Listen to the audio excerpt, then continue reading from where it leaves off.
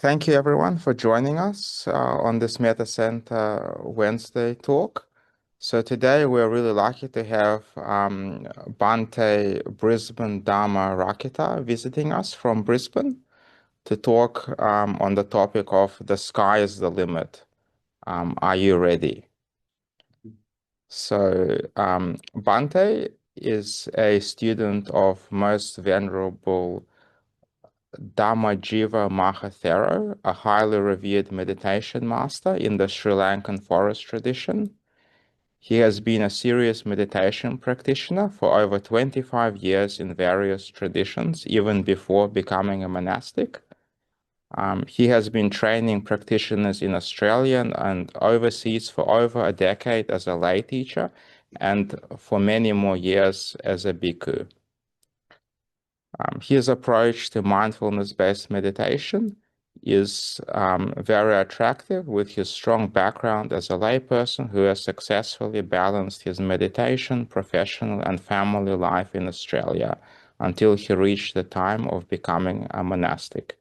He is also the author of a book, Mindfulness in a Nutshell.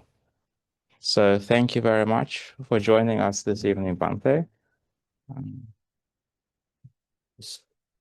My laptop over here, and then please let us know online if you can hear me and Bhante well, or if you have any issues. All right. Can you all hear me in the Zoom or in YouTube? Can they respond to us? Oh yeah, yeah. All right. Nice. Okay. So let me start. Namo tassa bhagavato arahato samma sambuddhassa.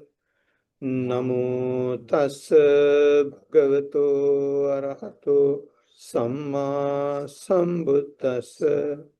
Namo tassa bhagavato arahato samma sambuddhassa. Sadhu, sadhu, sadhu. Thank you very much for inviting me, and thank you very much for the introduction. When I was coming with Hussein in the evening, I just asked him what is happening in this 1.5 hours. So he said there will have short meditation session, and then there will have a talk, and then there will have a Q&A session. So since he said that there is a short meditation session, so it gives me the impression that most of you have been meditating. So that was really encouraging and inspiring. So since you have been meditating, I would like to straight away hit on the head. And I was talking to him, what's your name? Brenton. Yeah, Brenton, about teaching and about meditation. Because after ordaining, when I went to Sri Lanka to pay respect to my teacher, Sri Lanka is a country where there are a lot of people meditating. But when I went there and asked, what do you do in meditation and why you meditate?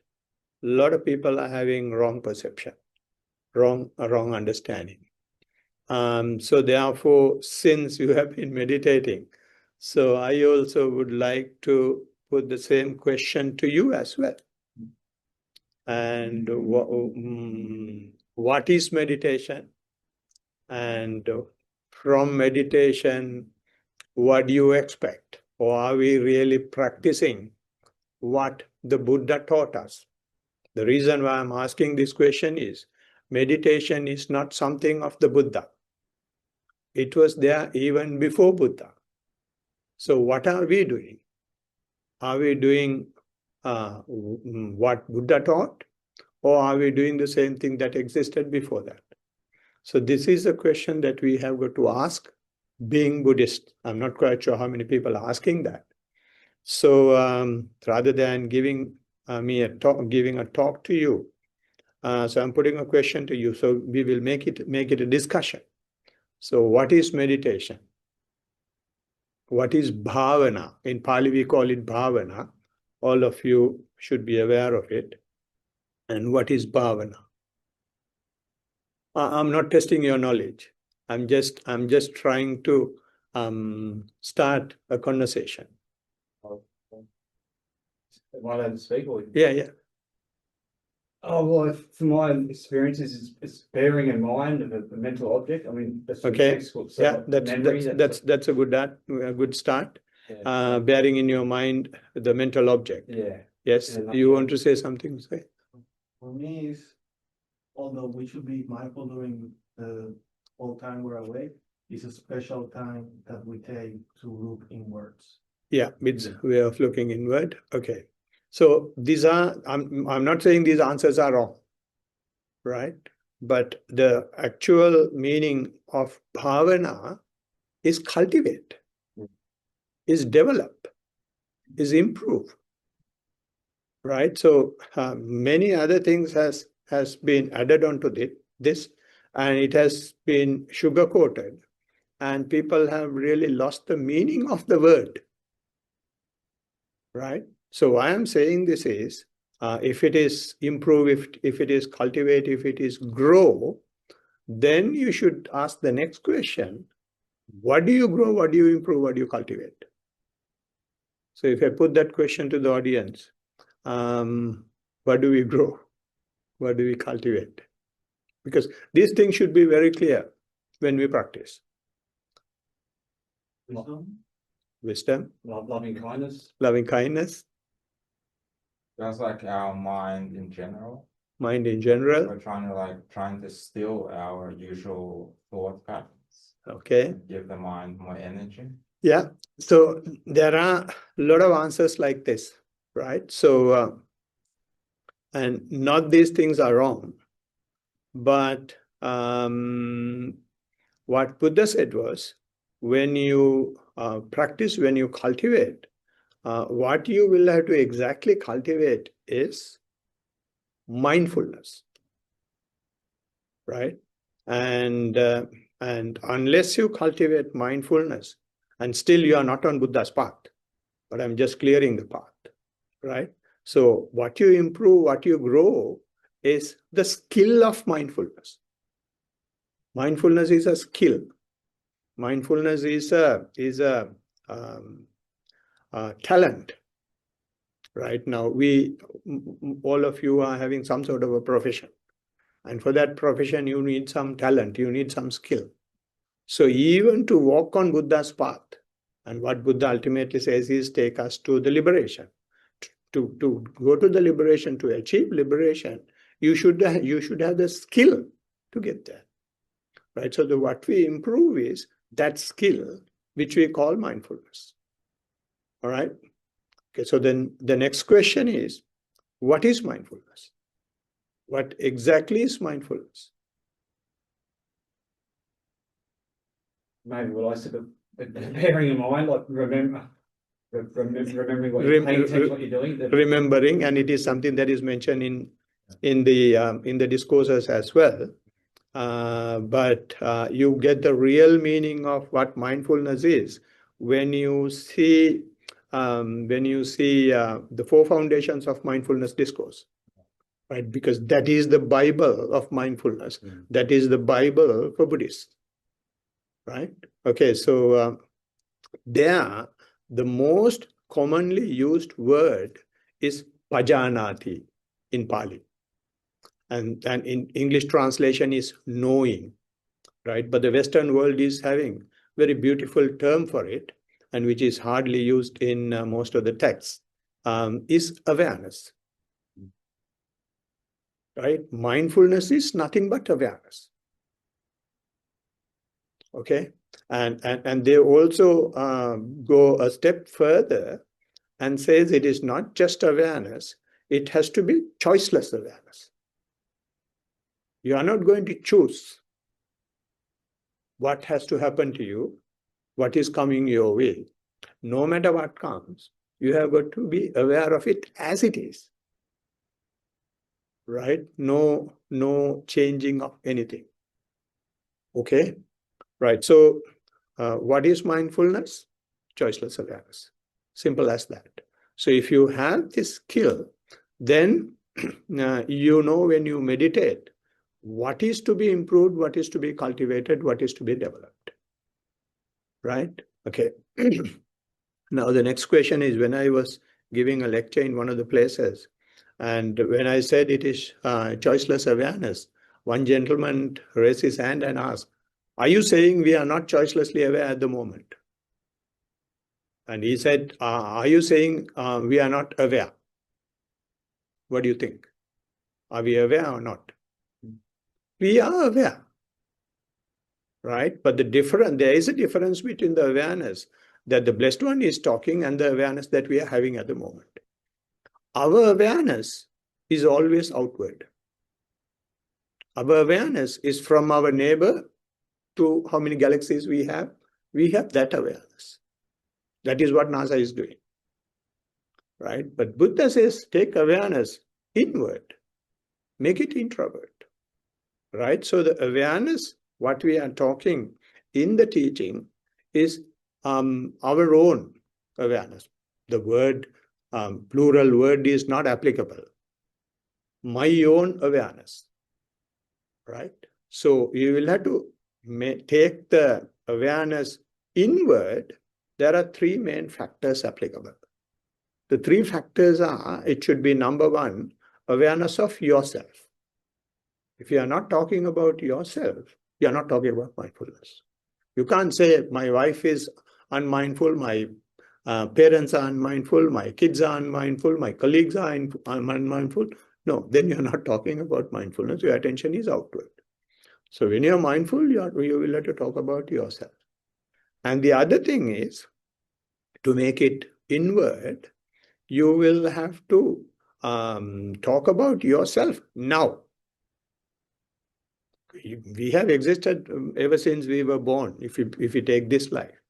So just because I talk myself, I can't talk about myself what happened yesterday, what happened day before yesterday, what will happen tomorrow. If you are talking about mindfulness, you will have to talk about it now, right? So it should be myself now, and it should be here, right? So when you are having your awareness to these three things, and it's a point, right? Now is the time dimension, here is the space dimension, and its intersection, how that intersection is applicable to you. Are you aware of that intersection? And if you are aware of that intersection, then you are mindful, right? So this mindfulness is the thing that the Blessed One is talking about. So we call it choiceless awareness of I am here and now. That's the definition of mindfulness. Choiceless awareness, I am here and now. And he was mentioning about a book I have written, and I will give a copy of that book to all of you. And it has all these things. And so I'm not going to explain what now is, which you know. It is a point in time that does not wait for us. And I'm not going to explain here. Here is whatever the contact you have is here. It's not this building. It is not this room. Here is whatever the contact I have now with the surface. That's only here, right? Who am I is the question. Can I ask that question from the audience? How you explain? And when we say, I am so-and-so, and I am from so-and-so place and all that. So without giving all those details that you have in your biometrics, how can you explain I am?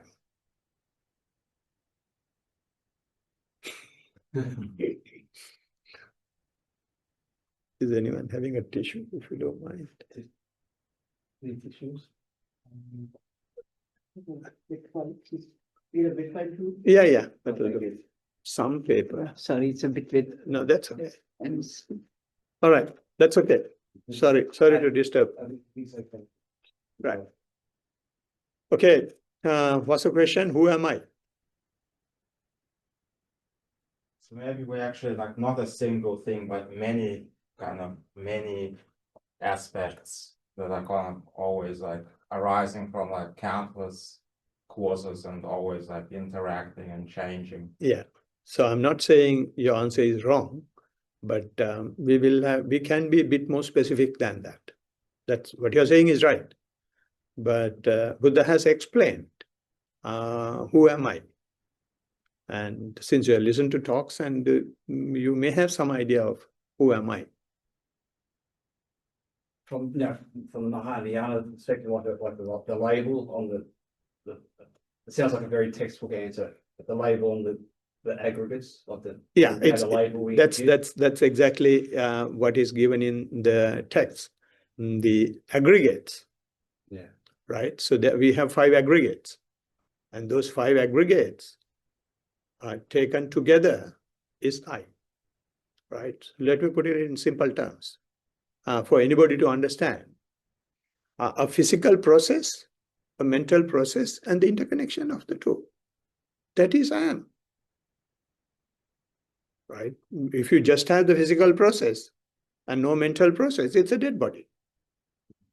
Right? And if you have they will not have a situation with mental process without a physical process. And when you have these two, and there will have some either good or bad interconnection will be there. So therefore, I am physical process, mental process, and the interconnection. So although I is having these 3 components, where do we practically live? When you live your day-to-day life, are we living in the physical process? Are we living in the mental process? Are we living in the interconnection?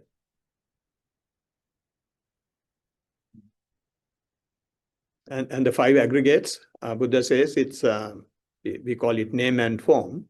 And then they're saying form, feelings, perceptions, mental volitions, and the consciousness. So these are the 5 aggregates. So the last 3 are the mental process. And the first one is the physical process.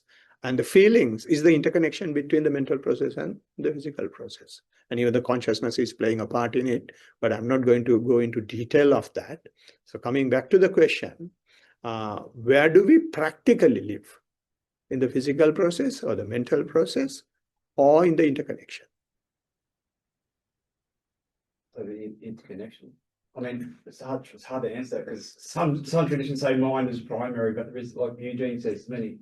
I mean, put it in simple terms. Look at the way you live. And look at the way you live. Are we living in the physical process?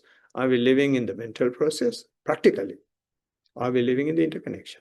I'd say interconnection. Yeah. All right.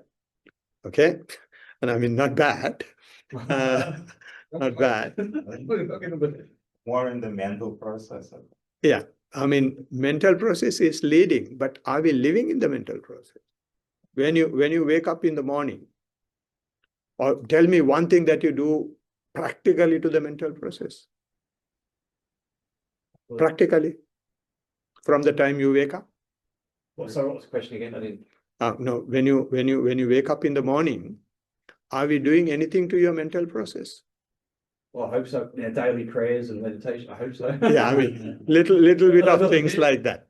Yeah, but first thing I think about is a toothbrush. Yeah, but mainly from the time we wake up, we will clean ourselves and then remove whatever that has been gathered from the past, and then wrap up whatever the best clothes that is necessary to suit the conditions, and we will fill our tummies and make ourselves look smart and beautiful and do all sorts of things. Is that for physical process or mental process? We look after physical process, and we look after physical process to the extent we are taking a health insurance as well. And health insurance is not looking after your mental process, looks after your physical process. So from the time we were born, until we go to the coffin, we will be looking after our physical process only. And the entire society is looking after physical process only. So why I'm saying this is because if we are not aware of, I mean, of course, intellectually we know there is a mental process. Intellectually we can talk and argue that mental process is superior, but we don't do anything to that. Other than, as you said, doing a bit of meditation and doing some prayer. We don't do anything other than that. Most of the time we'll go for looking after the physical process. So why I'm bringing this is to replace the word I with the physical process. So I said initially your choiceless awareness has to be, I am here and now, right? So now I'm going to replace the word I with the physical process, because that is what we consider as I. We consider physical process as I, and we look after this. So therefore, we will have to be aware of the physical process now, here and now, right? So when you have your awareness, choiceless awareness to the physical process here and now, then you're mindful.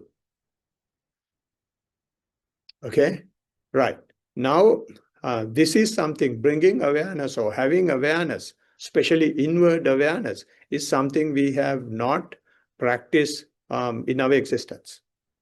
So you will have to train that. To train that, there are techniques, right? So one technique most of you know is the sitting mindfulness. You sit and observe your sitting posture, or observe your breath, if it is apparent, if it is available, and if you can perceive it, then you observe that. That's one technique, and that technique will bring your awareness to the upper body. What about the lower part of the body? We have another technique in our tradition, mindful walking, right? So we walk mindfully and bring our attention to the lower part of the body, right? So in that manner, we try to bring our attention to the whole body, right? And not only that, when you do your day-to-day activities, anything that you do on your own, when you brush your teeth, when you wash your face, when you take a shower, when you eat, and if, of course, if you are eating alone without talking, and when you urinate and defecate, you have your attention to the body. No need to get permission from anybody. You can be aware of your physical process. So if you do all these things, having attention to your physical process, then you are mindful, and it becomes a way of life. It is not necessary to go to the temple. It is not necessary to shave your head and wear a robe.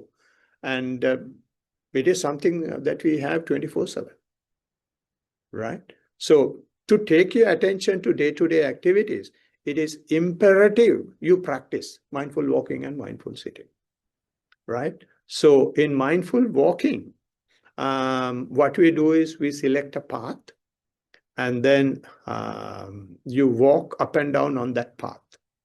For mindful walking, for beginners, we are recommending not to take evening walk for mindful walking, right? So mindful, why I'm saying that is, you can mindfully when you go on evening walk, but for practice purpose, do it purposely, right? So that walk, mindful walk, should not have any purpose.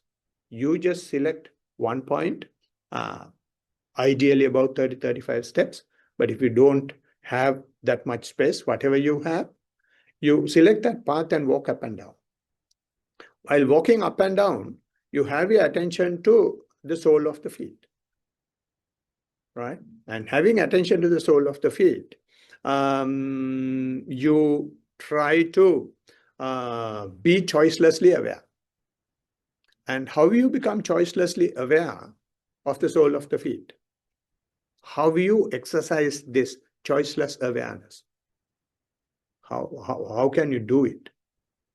Because it is something that we have not done. Awareness is not something we have not done. Sorry, I got to ask, what do you actually mean by choiceless awareness? I'm just trying to, I haven't really. I'll get to that. Okay, sorry. I'll get to that quietly. I mean, you are 100% correct. it does not resonate with us because we have never been choicelessly aware. We always choose to be aware, right? So therefore, it's what the heck is he talking about? It's something that may go in your head. That's perfectly right, but I'll come to that quietly. That's okay. My question is, how you bring awareness? We'll leave the word choiceless for the time being. How you bring awareness? How you become aware? What do you do to become aware? Trying to bring the stillness, like you lose the motion, like like the lighthouse now, the lighthouse, and there's the sea, and just present. It is about yourself. It is about yourself. You don't imagine anything. Right. This the awareness coming to stillness. Yeah. Now I'm talking about walking. Oh, right. So, say for example, in walking, how you bring awareness? Do noting. Do noting. Yes. Yeah, that's a good point. Let me. The simile that the Blessed One has given is, be a gatekeeper. We don't have gatekeepers nowadays. Instead, we have Bodyguards. no, Oh, that's right. no CCTV cameras, right?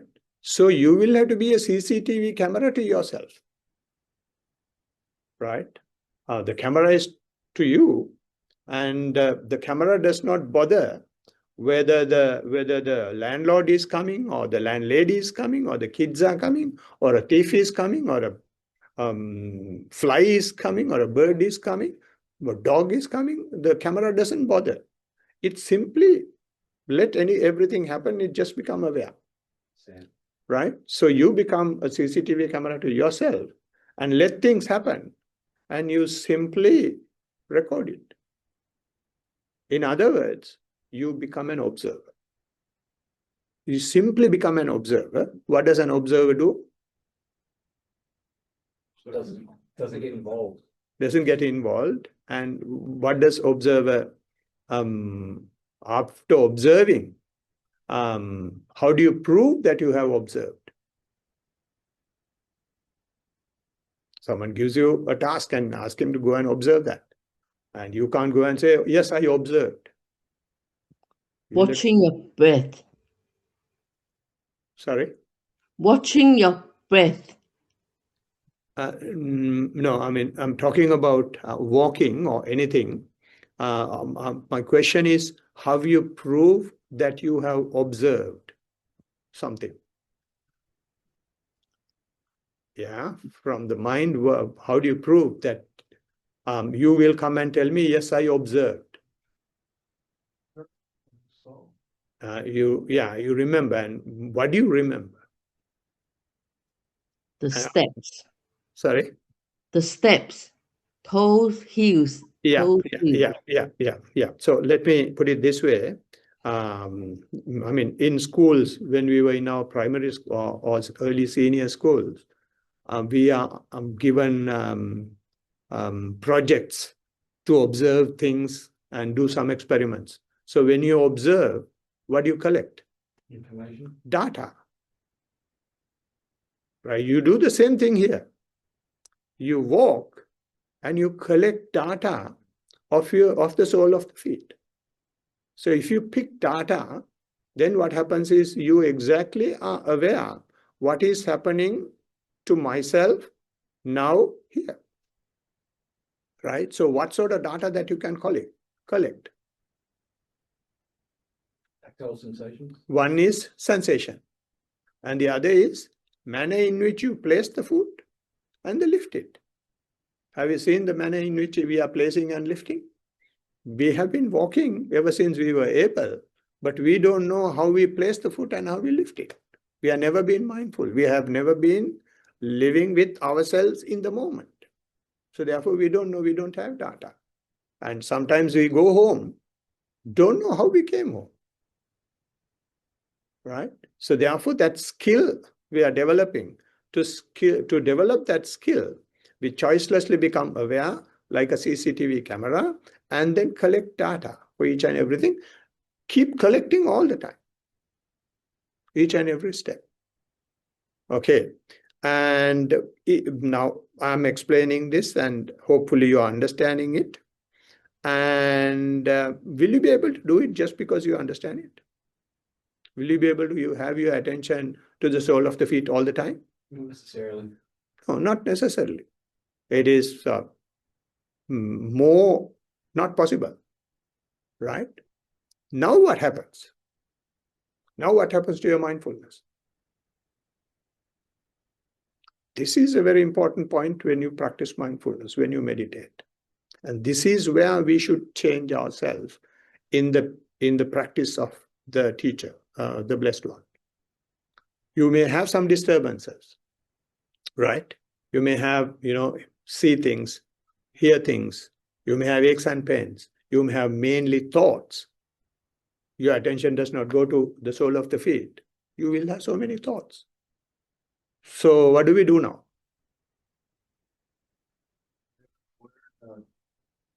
We are carried by something else and we come back to... If you are aware that your attention has gone away, isn't that awareness? That's mindfulness. Should we take it back? If we take it back, we are choosing. This point is very important. And this is where most of the teachers are, in my view, not giving the right idea. What Buddha says is pajanati, just being aware. And when we practice, most of the teachers are asking us to hang on to the object that is given. If it is sole of the feet, you should have your attention all the time to the sole of the feet. That is not Buddha's teaching.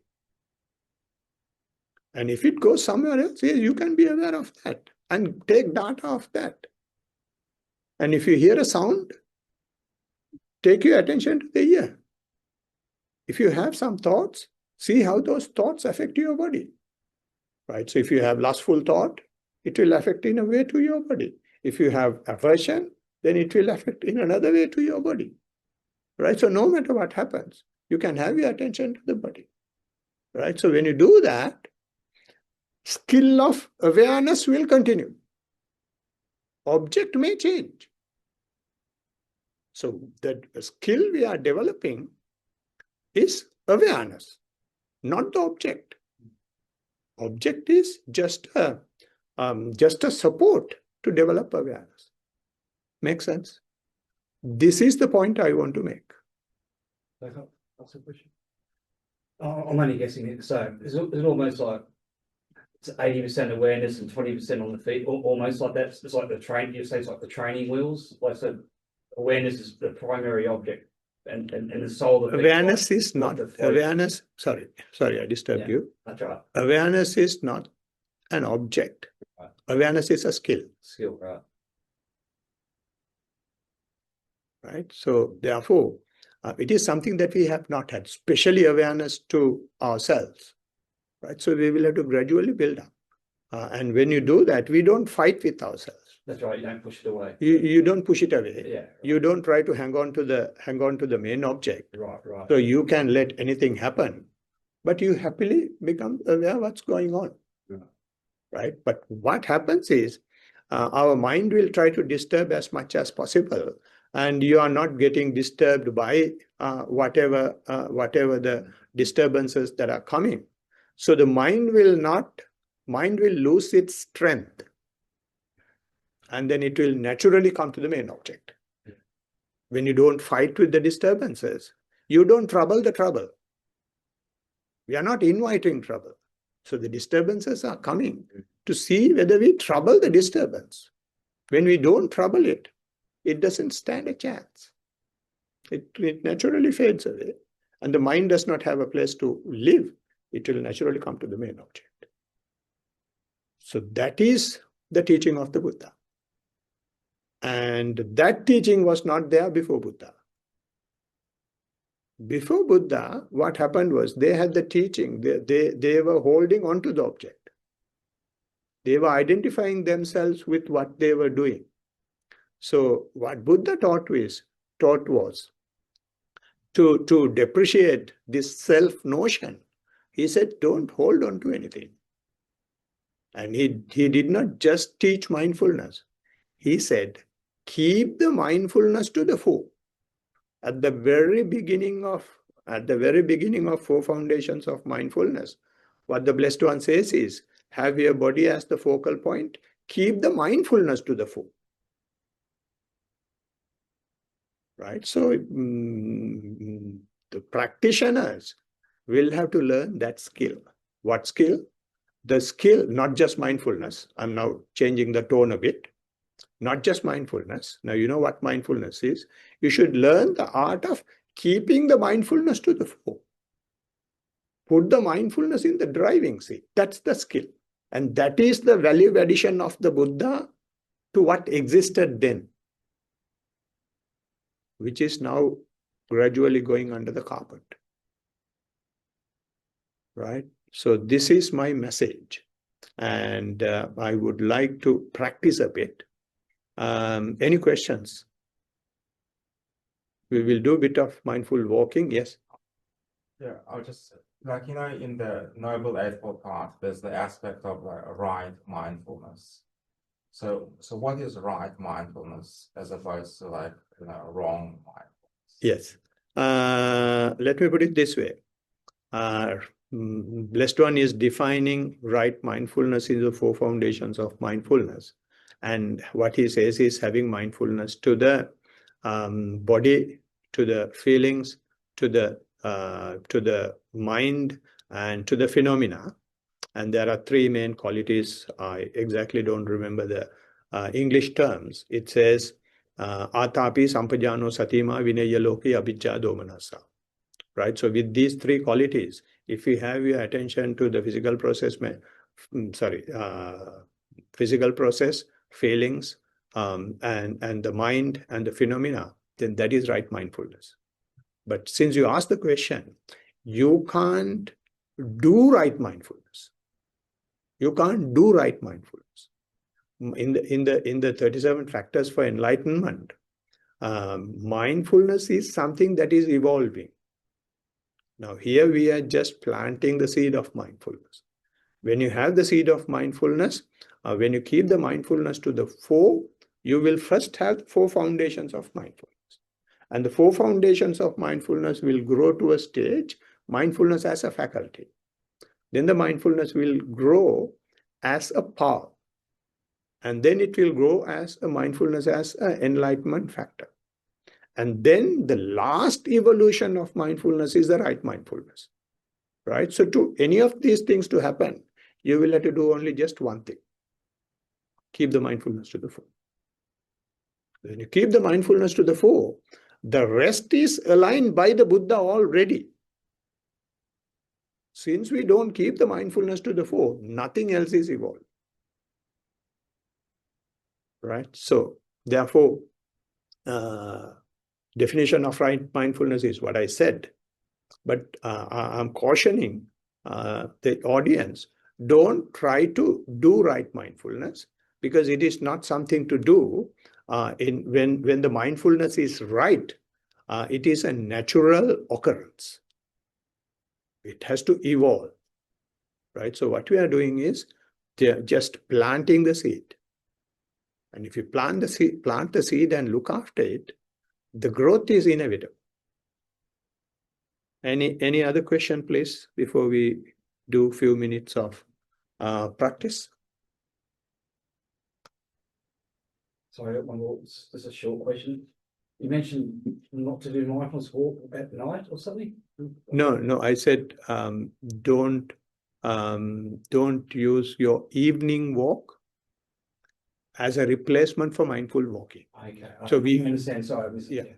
Yeah. So we go for evening walks, Yeah. So, I mean, when you go on that walk mindfully, that's fine. Right. But beginners should purposely do mindful walking, selecting one path and then walking up and down. Okay.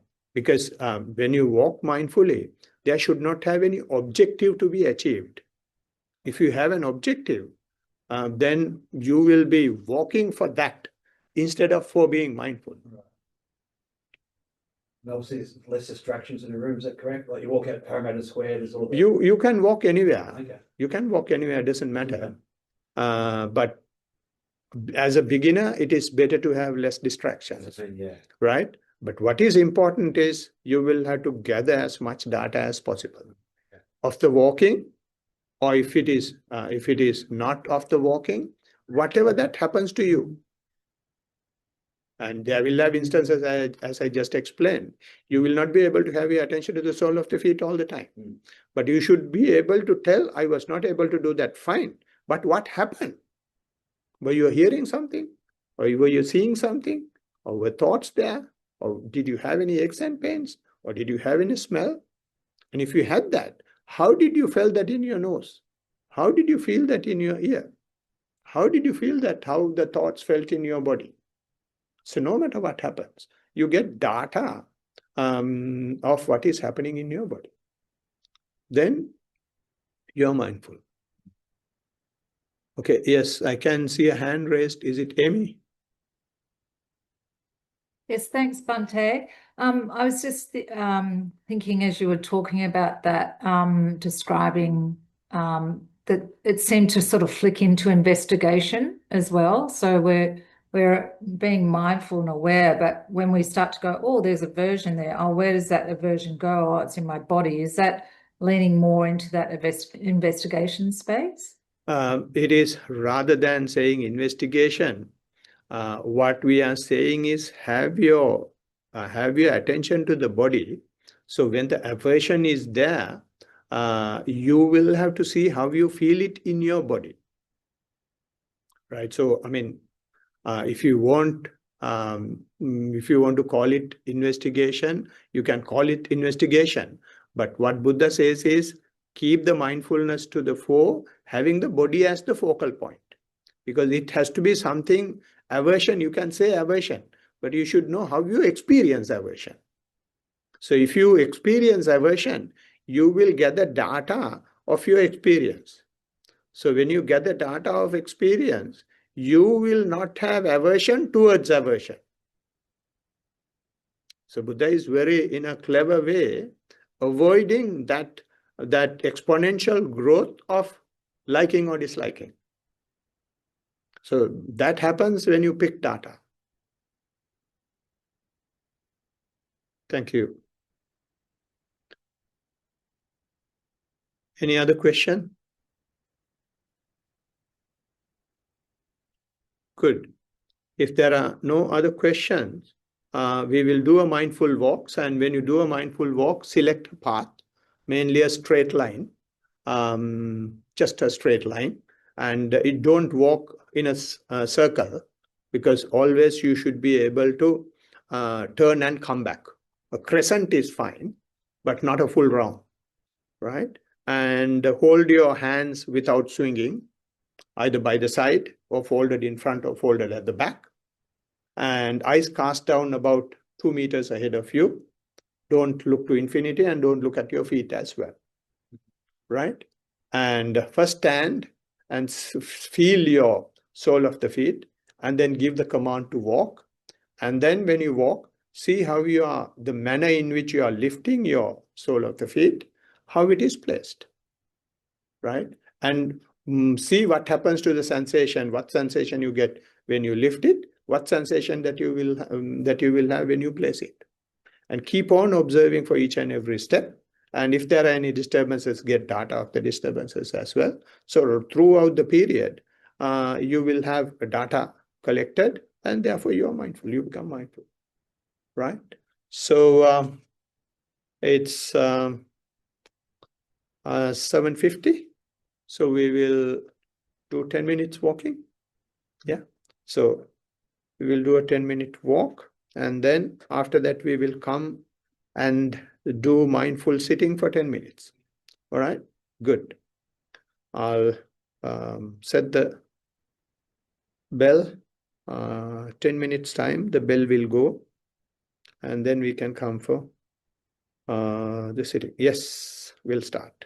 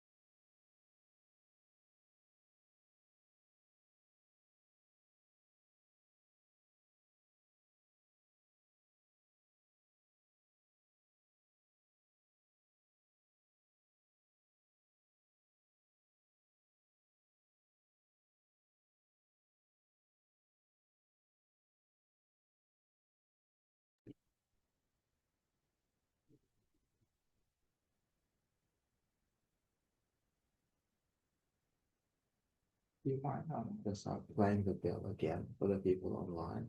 I think it was muted before. Music. It was muted. Ah, right. Okay.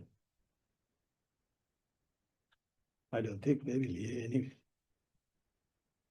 We probably already know you belly into. Oh.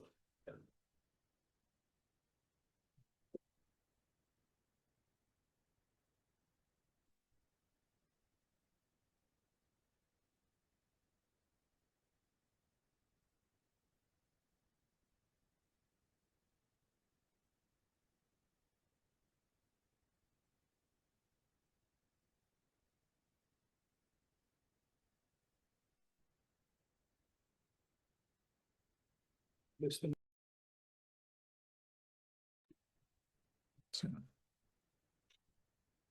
Very stable.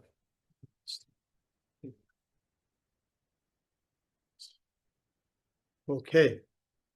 Hope everyone is back from mindful walking.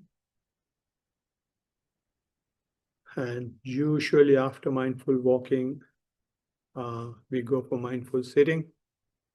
So you can get ready for mindful sitting.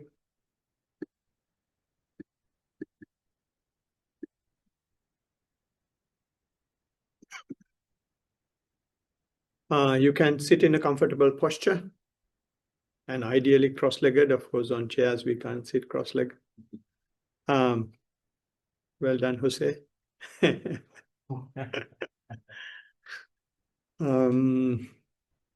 We will have to keep our spinal upright, neck parallel to the spine, and the hands on your lap, right hand on the left. And observe the sitting posture. Just feel the sitting posture. You can feel it from top of the head to the tip of the toes. Feeling in the sense you don't roll your eyes. You just feel it without rolling your eyes to see anything. Just feel the head,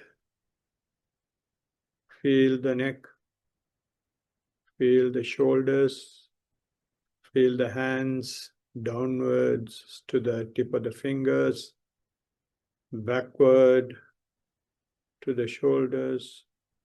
Feel the trunk, chest, tummy, abdomen.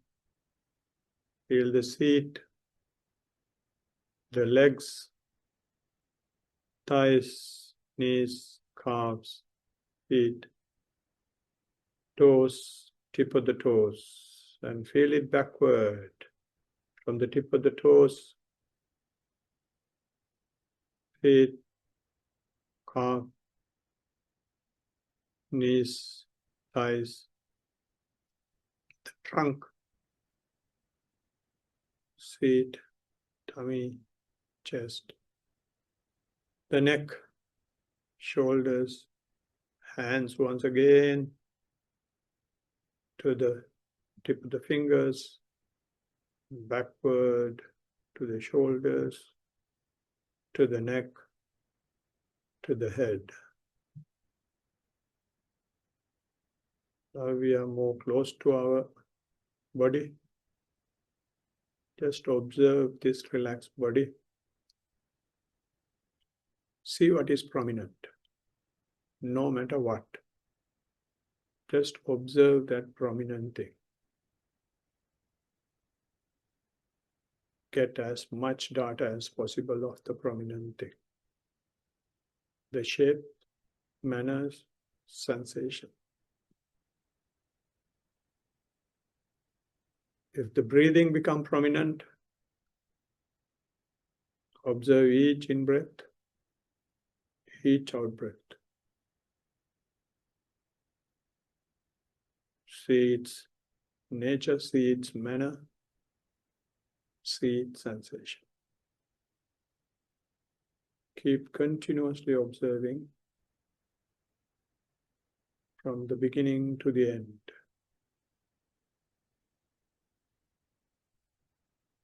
Each in-breath.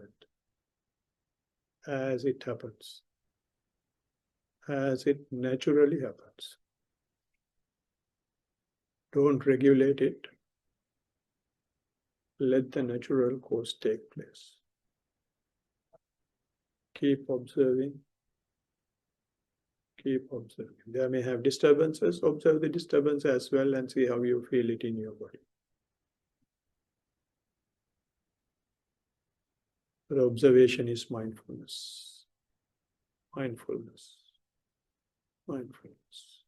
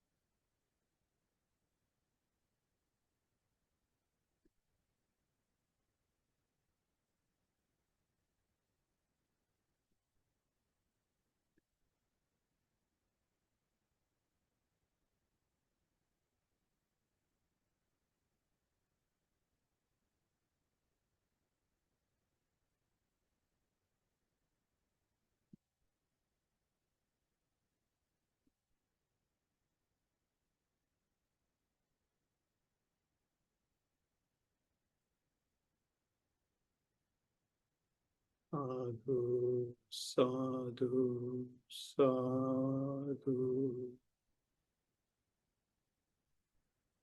Okay.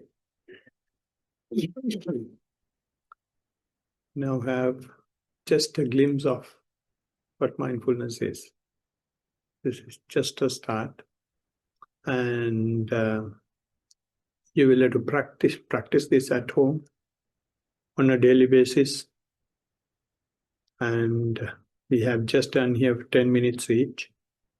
And if you can do it at least 45 minutes and more, then you can get the real grip of mindfulness, right? So when you practice, both should be practiced at the same time. You can't walk in the morning and do sitting in the evening, right? So you do mindful walking straight away and come and sit, because that walking is giving the momentum, energy, and then to do proper sitting. So, and why we do walking mindfulness is it is the bridge of mindfulness to the day-to-day activities. Because we are doing something and learning to be mindful. And when you do other things, you naturally can have your attention to the body. Okay, and once again, good.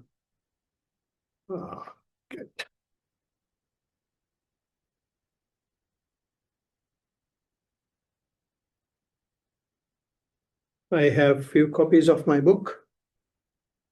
I will give it to you. Who is present here, and others, hard luck. And this is the book, and it is called Mindfulness in a Nutshell.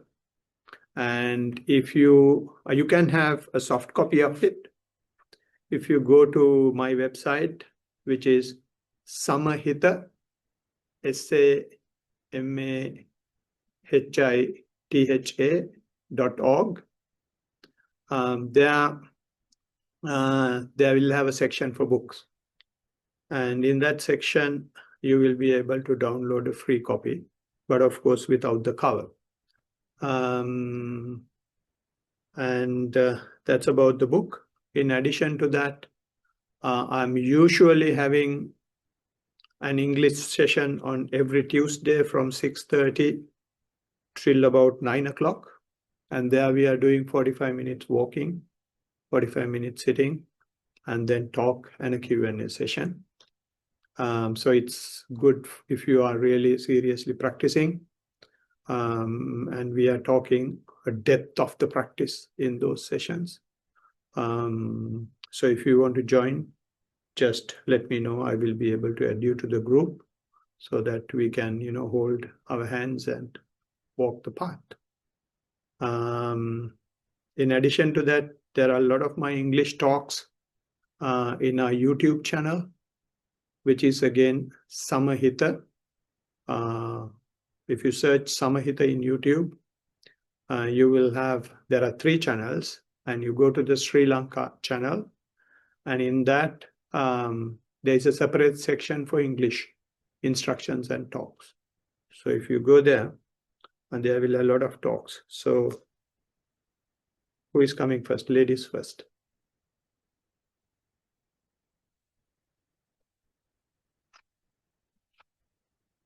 Teruvan Saranai.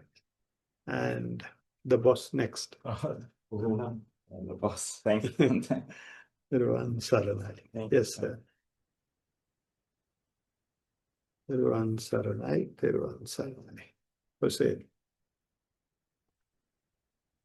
Yes, Brenton. Thank you, Kante.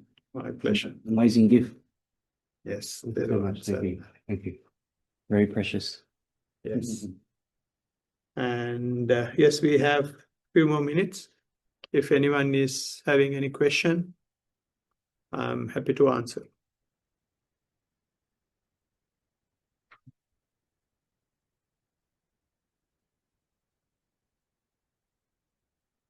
I've just posted a photo of the back cover into the chat Yes. for the meeting. And Yes. that's So that, the yeah. URLs. Yeah. Am I asking too many questions or not? I don't hear. We have a question Oh, from online. Yeah, you Yes, that first. yeah. I'll ask too many. Oh, no. I'll We be have Brandon. No. the Dharma hog. No. Your questions are really great. Okay, Yeah, online thank first, you. yeah. Yeah, I mean, sorry, I think I missed a comment or question from Amy before. Amy was asking, we're also investigating with our awareness at times, aren't we? No, I'm not sure. Yeah. yeah, I mean, she was labeling it as investigation because when I said, the example she gave was when we have aversion, and I said, you can say you have aversion. What is your experience of aversion? Then what Buddha says is keep the mindfulness to the fore, having the body as the focal point, because the body is giving you the experience. So what I told her was, when you have aversion, see how you feel in your body. And she was labeling it as investigation. So I just allowed it. And there is another thing called investigation in the practice. That's a different thing. And that investigation comes into the scene only when the mindfulness has developed as an enlightenment factor. That investigation is different. But here, just for the purpose of understanding, I allowed, okay, let it be investigation if you understand that way, because all what matters is the perception of what I'm saying. So if it is easy to understand with the word investigation, I have no objection. So it's not the investigation that the Dhamma is talking about. That's a different. Yeah, thank you. And then we have another question about walking, like whether we walk at a very slow pace or at a normal pace. Yeah, no, that's a very good question. Instruction is to walk at your normal pace. Because in mindfulness, we don't regulate anything. We let the things happen as it normally happens, and you observe it. Oh, really? Oh. Yeah, but doesn't matter. Didn't you walk fast? Like sometimes, like In general, if you are walking fast, doesn't matter. Oh, You observe it. okay.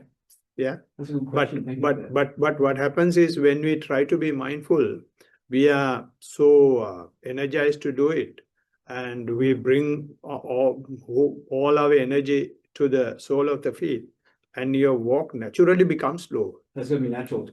Yeah, naturally it becomes slower. So do you mind if I stand up? So I was going, it's almost like a control, so you don't. Yeah, that word should not be used. Okay. That has Right. not happened. What Okay. word? What word? Oh, it's almost like controlling it. Like, Yes, yeah. that word should not be there. Okay, I'm glad that's a great question. Yeah. Controlling should not be there. Mm. Yeah, but that controlling naturally happens because you are trying to be mindful. Right. Right? So if it is naturally happening, is fine. Okay. Right? But try to avoid regulation as much as Right. possible. Thank you. Okay, and your question. Oh, more of a question like meditation, like the relationship between observing and accepting. Like I had a really itchy nose, so I'm like, if you're observing, it's like you don't need to accept it, do you? Is that correct? I mean, what's your take on observing and accepting pain in the hip or whatever it is? Can you tell me the difference? Well, it's hard to tell the difference. It's the same thing. Right. Okay. Right. Yeah. If something is there, Yeah. when you choicelessly aware, you accept it Okay. willingly, Right. honestly. Yeah, I couldn't tell the 100%. difference really. So. Yeah. Right, okay. So the thing is, when we live, we keep reacting. Yeah. We don't accept. Right. The blessed one is teaching us a technique or giving us a way not to fight, not to react. When you observe, you naturally accept what is there. It may be very difficult, but possible. Okay. Possible. Thank you, Bhante.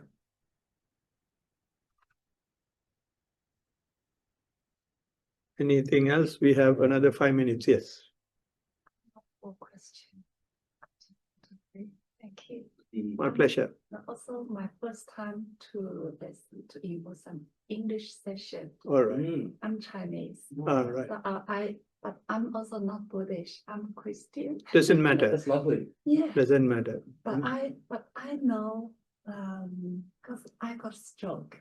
around 21 months ago. So I can't, even before I even cannot stand. Right. But after meditation, also I have some Chinese master, we do some Tai Chi. Yeah. Also, especially just for the walking. So Yeah. at first I even cannot stand, but Yeah. now I can. Yeah. Yeah. So I trust. So everything have to be believed. Yeah. Yeah. It's I mean, although we use the word Buddhism, it is not an ism as such. It is humanity. So no matter whether you are a male or a female, or Chinese or Australian, or white or brown or black, none of these things matter. It's we all humans are having just one nature, and that nature is, clinging on to things and hating things. The Blessed One is taking these negativities away with this simple technique of observation. And then you will, as he said, you will get used to accepting no matter what. And another thing that I want to announce before I forget is we are having a full day mindfulness session in the city. Where is that place? Indonesian Buddhist community is organizing one.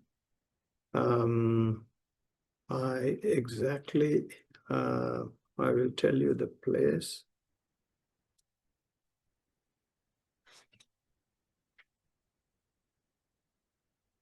Is anyone having that?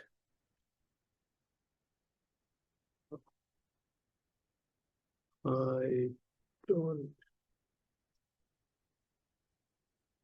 Yeah, Indonesian Buddhist Society. Yeah, they are organizing, but it is not in their center. It is in a different place, and yeah, it is. Yeah. Miller's Point, is it in the city? North Sydney. Yeah, Abraham Mott Hall, Argyll Street, Miller's Point. Over the bridge. Yeah. So if that is on Sunday. So what website is that on? It is, I will give a number if you want.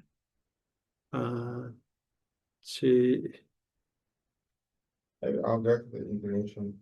Yeah, I'm not quite sure whether it is in this thing.